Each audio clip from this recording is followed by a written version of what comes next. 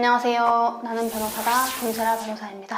자, 여러분 유치권 길 가다가 보면 험하게 막 하얀색 글씨로 유치권 행사 중 이렇게 크게 현수막 붙여져 있고 바리케이트 쳐져 있고 뭐 테이프 같은 걸로 붙여져 있고 이런 것 보죠. 한 번 살다 보면 누구나 한두 번은 봤을 거예요. 그게 이제 유치권이에요. 유치권인데 유치권이라는 거는 채권 채무 관계가 있어서 그 채무 문제를 해결을 못한 채무자에 대해서 채권자가 관련된 물건을 인도를 거절함으로써 채무 변제를 압박하는 그런 수단으로 사용되는 담보 물건입니다. 그래서 민법에 나오는 유치권의 개념은 타인의 물건 또는 유가증권을 점유하는 자가 그 물건 또는 유가증권에 관련된 채권을 가지는 경우에 그 채권을 변제받을 때까지 목적물을 유치할 수 있는 권리를 말한다 라고 되어 있어요.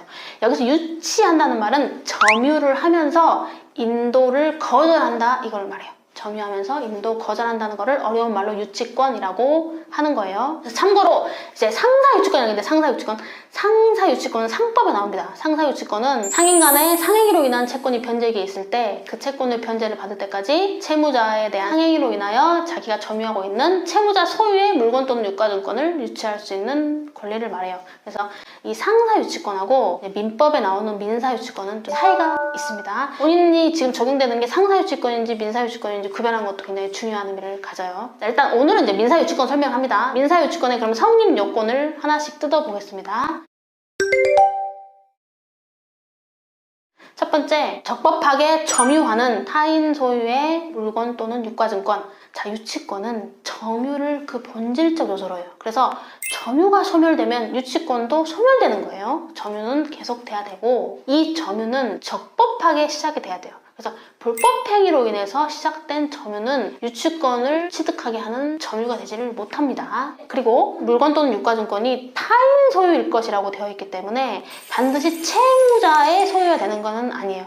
반면 상사유치권은 반드시 유치하는 그 물건이 채무자 소유의 물건이어야 돼요. 그런데 민사유치권에서는 유치하는 그 물건이 채무자 소유일 것에 한하지 않기 때문에 채무자 소유이던 제3자 소유이던 채권자가 그 물건에 관련한 채권을 가지고 있기만 하면은 유치권 성립이 가능할 수 있는 게 민사유치권과 상사유치권의 차이입니다. 그 다음에 두 번째는 변제기에 있는 채권. 자, 여러분 유치권은 왜 그러는 거예요? 못 받은 돈이 있으니까. 피담보 채권을 확보하기 위해서 담보물권으로 확인되는 게 유치권이에요. 그래서 핵심은 변제기에 있는 채권. 반드시 채권이 있어야 돼. 채권자가 채무자한테 채권을 가지고 있어야 돼요. 그 가지고 있는 그 채권이 변제기에 있어야 돼. 10년 후에 갚을 돈 안 갚은다고 지금 다른 사람 집에 바리케이트 칠 수 있습니까? 안 돼요. 오늘까지 주기로 했는데 오늘까지 안 줍니다. 그러면 내일부터 가서 하는 거예요. 그게 바로 채권 변제기 도래. 이건 중요한 거예요.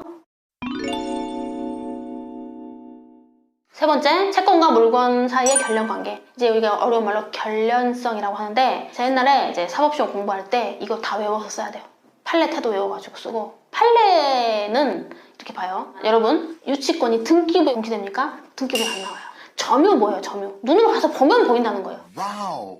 보면 볼 수는 있어요. 그러면 좋아요. 봐서 알았어요. 그러면 유치권은 결국 피담보 채권에 대한 확보인데 피담보 채권은 어디에 공시되나요? 눈으로 보면 써있나요? 등기부에 나오나요? 도대체 채권이 얼마고 채무가 얼마고 언제까지 갚아야 되고 어떻게 왜 돈 문제가 얼마가 있는지가 제일 중요한 거야 사실. 그런데 그것은 어디에도 나오지 않아요. 그래서 유치권을 너무 확대를 시켜버리면 이게 여러분 이제 아시는 분들은 관심 있는 분들은 아시겠지만 경매에서 이게 굉장히 문제가 되거든요. 사람들이 알 수가 없어요. 도대체 돈 문제가 얼마인지 알려줘야 될 거 아니에요. 그래야 10억짜리 건물인데 유치권 들어와 있는데 채무가 뭐 한 1억 정도다. 그러면은 경락인 입장에서 그거 내가 처리하겠다. 유찰 좀 몇 번 해서 나는 좀 다운받아서 받겠다라고 결정할 수 있는데 채무가 7억이에요. 그러면 이거 안 할 거 아니에요? 못 받을 거 아니에요? 그런 부분이 공시가 안 돼요. 그러다 보니까 유치권의 성립 요건에서 이 결련성 요건, 채권과 물건의 결련 관계라는 요건을 엄격하게 해석해야 되지 않느냐라는 것이 대체적인 학계와 판례 입장이에요. 자, 그래서 이 결련성이라는 것은 채권이 목적물 그 자체로부터 발생한 경우, 채권이 목적물에 반한 청구권과 동일한 법률관계 또는 사실관계에서 발생한 경우, 이 두 가지 기준으로 해석한다는 것이 일반적이에요. 그래서 좀 이제 요건화 시켜서 외워보면 물건에 관해서 생긴 손해배상 청구권, 물건에 대한 비용 상한 청구권, 소위 유익비 상한 청구권이나 필요비 상한 청구권, 그 다음에 제일 많이 쓰는 게 공사대금 청구권. 내가 지금 공사하고 있는 그 물건에 관해서 내 공사대금 채권이 생긴 거잖아요. 물건 그 자체에 대한 청구입니다. 그것은 3개 정도는 결련성이 인정되는 사례군으로 봅니다.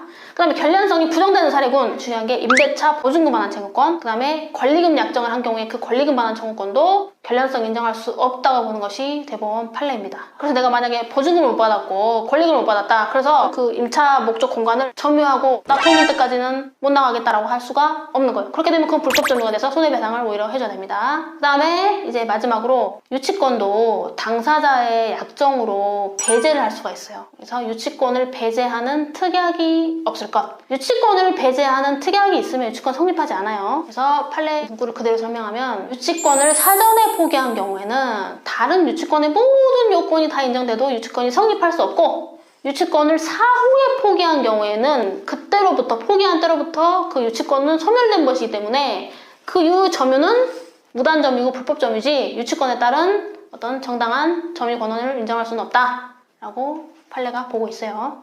자, 그래서 이제 여기까지가 유치권의 성립 요건 중에 이제 일반적인 틀을 한번 쭉쭉쭉 뽑아봤습니다. 여러분 도움이 되셨으면 좋겠네요. 이제 유튜브 보면 이제 경매나 이제 부동산 쪽에 관심이 있는 분들이 많고 그런 걸 이제 공부를 많이 하셔서 이렇게 여러 가지 채널 운영하시는 분들 되게 많더라고요. 그런 분들이나 이런 전체적으로 빠지지 않는 쪽 유치권이. 오늘 이제 유치권의 기본적인 성립 요건과 개념에 대해서 최대한 간단하게 한번 설명을 해봤습니다. 도움이 되셨으면 좋겠네요. 구독과 좋아요 꼭 눌러주세요.